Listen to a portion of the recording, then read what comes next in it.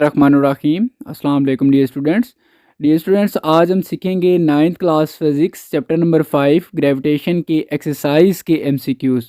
तो चलें जी स्टार्ट करते हैं। हमारे पास फर्स्ट एमसीक्यूज़ है जी कि two identical balls of masses 1 kg each having distance of 1 metre between their centres then gravitational force between them is. ठीक है, दो एक जैसे बाल हैं, ठीक है, 1 kg है दोनों का मैस और दोनों के दरमियान जो डिस्टेंस है वो 1 मीटर का है। तो उनके दरमियान जो ग्रेविटेशनल फोर्स है वो आपने बतानी है। देखें जी, हमारे पास ये फार्मूला है कि F is equal to G m1 m2 over R square D square, आप कुछ भी यहाँ पर लिख सकते हैं। और यहाँ पर G की वैल्यू हमारे पास होती है जी 6.67 इंटू 10⁻11। और M1 उसने स्टेटमेंट में कहा हुआ है 1 kg, और इसी तरह M2 जो है वो भी 1 kg का है। ठीक है, देखिए उसने कहा था टू आइडेंटिकल बॉल्स, दो एक जैसे बाल हैं। एक जैसे तब भी हैं जब दोनों का और मैस दोनों का 1 kg है। ठीक है, अच्छा दो बाल हैं, अब जरी सी बात है उनके दरमियान कोई डिस्टेंस उन्होंने भी रख दिया है 1 मीटर का। अब वो एक दूसरे को अट्रैक्ट करेंगे या जो भी उनके ऊपर दरमियान जो ग्रेविटेशनल फोर्स है वो उसने पूछी है। ठीक है, तो इसको हम कैलकुलेट कर रहे हैं जी। ये देखें 6.67 इंटू 10⁻11, 1 को आप 1 से मल्टीप्लाई करेंगे 1 आ जाएगा, और नीचे 1 का स्केयर ये भी 1 आ जाएगा। 1 को 1 से डिवाइड करेंगे तो ये 1 ही रहेगा। सो आंसर जो फाइनलाइज आ जाएगा 6.67 इंटू 10⁻11। तो यहाँ पर आप देख सकते हैं जी कि जो आपका करेक्ट ऑप्शन है वो बी है, जो कि 6.67 इंटू 10⁻11 न्यूटन है। अच्छा जी, नेक्स्ट एमसीक्यूज़ है हमारे पास कि the gravitational force between two objects is F. दो ऑब्जेक्ट हैं, उनके दरमियान आपको जैसे कि पता है दो ऑब्जेक्ट एक दूसरे को उनके दरमियान एक अट्रैक्शन फोर्स होती है। ठीक है, तो वो जो अट्रैक्शन की अगर रिपल्जन की फोर्स है उन दोनों के दरमियान वो उसने कह दिया जी एफ है। अब वो कहता है कि if mass of bodies are double, अब उन दोनों का मैस क्या कर देना है, डबल कर देना है।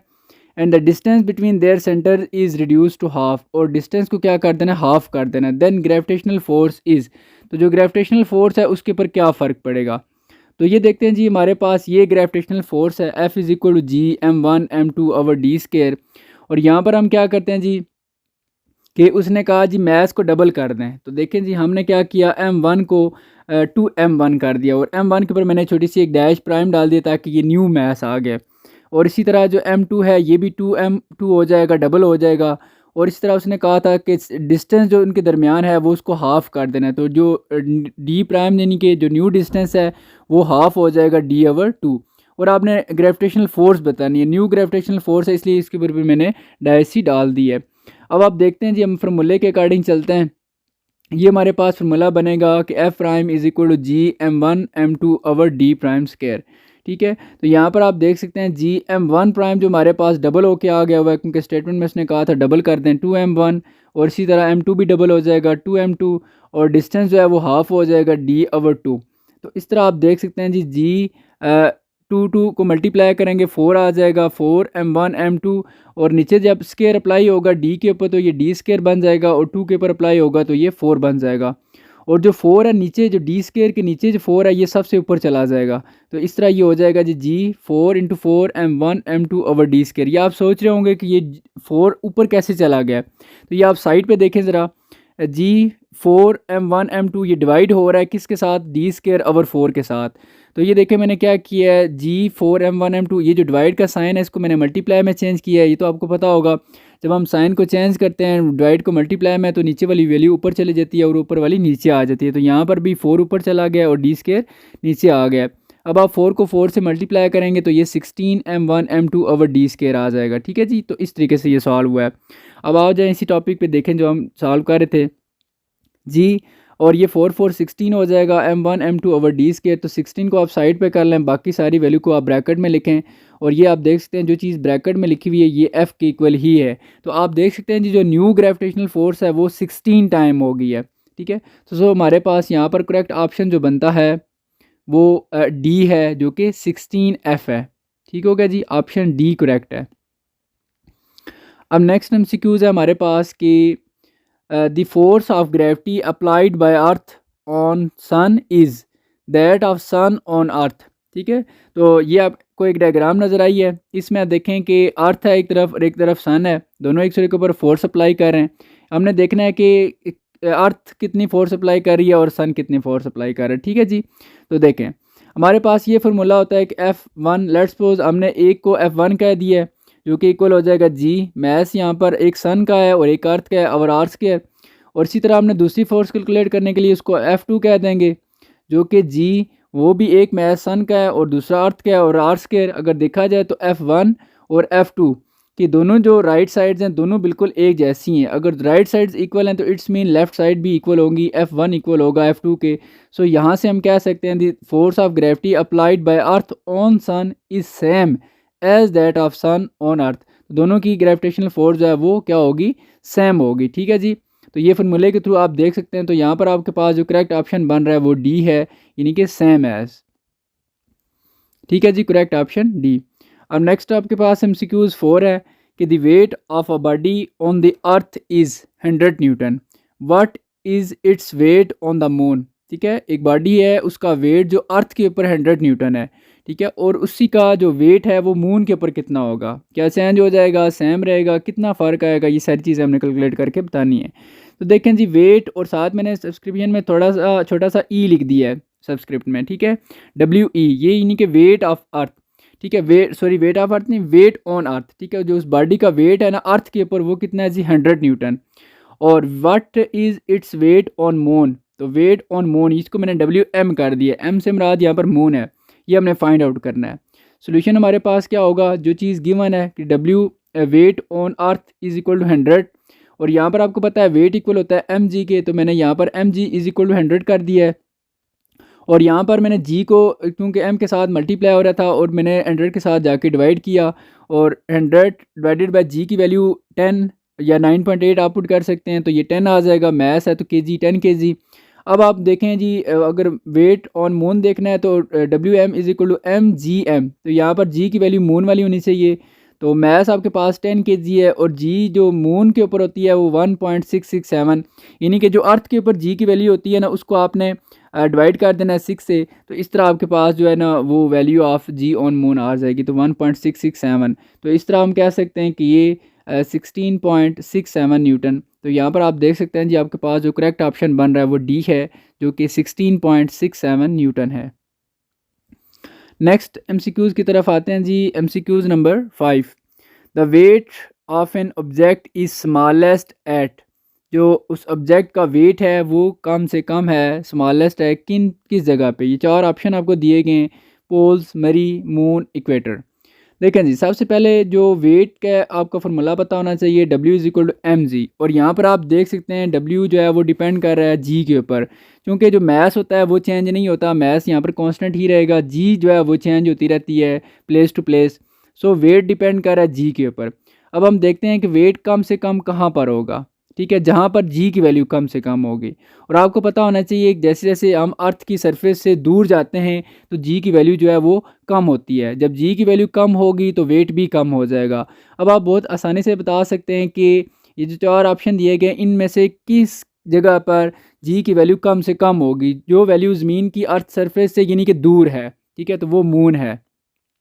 तो weight of the any object depend on the value of G, weight depend करता है जी के ऊपर यानी कि ग्रेविटेशनल एक्सेलेरेशन के ऊपर एट दैट प्लेस, उस जगह पर। As the value of g is smallest as the moon, क्योंकि अर्थ की सरफेस से मून ज़्यादा दूर है तो जी की वैल्यू वहाँ पर कम है। So weight of an object will be smallest at the moon, तो मून पर वेट भी कम होगा। सो यहाँ पर करेक्ट ऑप्शन सी है जो कि मून है। नेक्स्ट MCQs नंबर 6 है जी हमारे पास कि the value of gravitational field strength near the surface of अर्थ। ठीक है, 4 ऑप्शन दिए गए हैं कि the value of gravitational field strength near the surface of अर्थ। तो पहले तो आपको ये पता होना चाहिए कि द ग्रेविटेशनल फील्ड स्ट्रेंथ की जो वैल्यू होती है वो डिपेंड किस चीज़ के ऊपर करती है। तो यहाँ पर आप देख सकते हैं gravitational field strength is equal to gravitational force per unit mass. ठीक है, FG और MB इसको हम लिख सकते हैं मैथमेटिक्स में। ठीक है, तो gravitational force per unit mass, तो यानी कि at any place the value of gravitational field strength is equal to the value of G at that place. The gravitational field strength depend करती है वैल्यू ऑफ जी के ऊपर। तो near the surface of earth G की value होती है 9.8, so gravitational field strength भी यही होगी 9.8 न्यूटन पर kg। तो यहाँ पर हम देख सकते हैं जो हमारे पास करेक्ट ऑप्शन बन रहा है वो ए है जो कि 9.8 न्यूटन पर kg है। नेक्स्ट एमसीक्यूज है जी हमारे पास कि the GPS satellite system has dash satellites. तो ये आपको पता होना चाहिए 24 सेटेलाइट्स हैं, ठीक है। इसमें सिंपल सा है, फैक्ट है, कोई कंसेप्ट नहीं है। नेक्स्ट एमसीक्यूज नंबर 8 है जी आपके पास कि two satellites are revolving around the earth in the same orbit, which one will have the greater orbital speed. देखें दो सेटेलाइट हैं, वो अर्थ के अराउंड क्या कर रहे हैं जी, रिवॉल्व कर रहे हैं। दोनों में से किसकी ऑर्बिटल स्पीड ज़्यादा होगी। तो पहले देखते हैं जी कि ऑर्बिटल स्पीड किसके ऊपर डिपेंड करती है। तो ये ऑर्बिटल स्पीड का फार्मूला है कि v naught is equal to under g R. तो यहाँ पर आप देख सकते हैं मैथ्स का तो जिक्र ही नहीं हुआ। अगर दो सेटेलाइट हैं, two satellite are revolving around the earth in same orbit, ठीक है, which one will have greater orbital speed. तो यहाँ पर आप देखें दोनों का जो है ना वो आर सेम होगा, जी भी सेम है। तो यहाँ पर अगर सेटेलाइट दो हैं तो वो किसी किस्म का यहाँ पर उनके ऊपर उनकी स्पीड जो है वो चेंज नहीं हो रही, यानी कि दोनों की सेम है। तो यहाँ पर हम कह सकते हैं this shows that orbital speed of satellite does not depend on the mass of the satellite. हाँ, अगर दो ऑर्बिटल एंड लेट्स सपोज हम कहते हैं, सपोज हम माइंड का सोच लेते हैं कि जी दो सेटेलाइट हैं, हो सकता है एक का मास डिफरेंट हो, दूसरे का डिफरेंट हो, तो इस तरह उनकी स्पीड पे फ़र्क पड़ जाएगा। तो यहाँ पर आप देख सकते हैं कि ऑर्बिटल स्पीड जो है वो मास के ऊपर डिपेंड ही नहीं करती। सो यहाँ पर both satellite will have same speed, दोनों की स्पीड क्या होगी जी, सेम होगी। सो हमारे पास यहाँ पर करेक्ट ऑप्शन बन रहा है सी, जो कि सेम है। नेक्स्ट एमसीक्यूज नंबर 9 है कि what will be the affect on the orbital velocity of satellite if the mass of earth increase 4 times but the radius of earth remain same. Orbital speed के orbital velocity के ऊपर क्या फ़र्क पड़ेगा जी अगर mass of earth increase कर दिया जाए 4 टाइम। तो ये आपने माइंड में रखना है। ये जो मैंने ऊपर फार्मूला लिखा है v naught is equal to g R, तो इसी तरह एक फार्मूला ये भी है, ये दोनों सेम ही हैं, ठीक है। उसी की एक अपडेटेड फॉर्म है। ये जो नीचे लिखा हुआ है ये इससे आगे वो नेक्स्ट वो फॉर्म बनती है जो ऊपर पड़ी है आपने, ठीक है। तो यहाँ पर आप देख सकते हैं v naught is equal to G M E over R. यहाँ पर आप सोच रहे होंगे कि यहाँ पर तो मैथ्स आ गया है। तो डियर स्टूडेंट्स यहाँ पर जो मैथ्स है वो मैथ्स ऑफ अर्थ है, ठीक है। तो हम ऊपर बात कर रहे थे मैथ्स ऑफ सेटेलाइट, ठीक है। तो orbital speed maths of satellite पे डिपेंड नहीं करती, हाँ मैथ्स ऑफ अर्थ पे डिपेंड करती है, ठीक है। तो इसलिए अभी वो आपसे यही पूछ रहा है कि अगर आप मैथ्स ऑफ अर्थ को 4 टाइम इंक्रीज़ कर देते हैं तो आपकी ऑर्बिटल स्पीड के ऊपर क्या फ़र्क पड़ेगा। तो आप देख सकते हैं जी मैथ्स को हमने ये जो नील लिखा है एम ई ऊपर मैंने प्राइम डैश यानी कि और 4 एम ई कर दिया है, यानी कि मैथ्स को 4 टाइम ज़्यादा कर दिया। अब आपने देखना है कि इसकी ऑर्बिटल वेलोसिटी कितनी होगी। तो हम देख लेते हैं जी फार्मूले में पुट करके ऑर्बिटल वेलोसिटी जो न्यू है प्राइम और जी 4 देखें 4 एम ई मैंने कर दिया है, ठीक है, 4 टाइम इंक्रीज़ कर दिया है। और आर को चेंज नहीं करना है, उसने कहा था रिमेन सेम, तो इसलिए हमने इसको सेम रखना है। अब 4 का आप देख सकते हैं जी अंडर रूट जो है वो 2 होता है, बाकी वैल्यू आप इसी तरह लिख देंगे। और आगे आप देखें जी 2 और ये जो वैल्यू सारी आगे लिखी हुई है ये वी नॉट के इक्वल ही है। तो यहाँ पर आप देख सकते हैं कि जो न्यू ऑर्बिटल वेलोसिटी है वो 2 टाइम इंक्रीज़ हुई है।